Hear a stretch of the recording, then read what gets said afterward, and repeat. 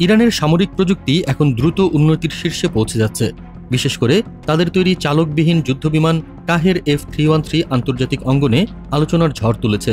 প্রথমবার 2013 সালে যখন বিমানটি প্রকাশ্যে আনা হয়, তখন এটি ছিল এক আসনের সাধারণ স্টেলথ ফাইটার।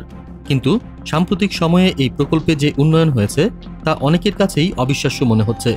এখন এটি পাইলটবিহীন রূপে শুধু ইরানের জন্য নয়, পুরো মধ্যপ্রাচ্য এবং পশ্চিমা শক্তিগুলোর নজর কেড়েছে।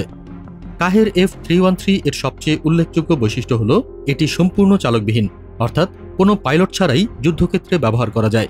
এর ফলে মানুষের জীবন ঝুঁকির বাইরে রেখে সামরিক অভিযান পরিচালনা সম্ভব।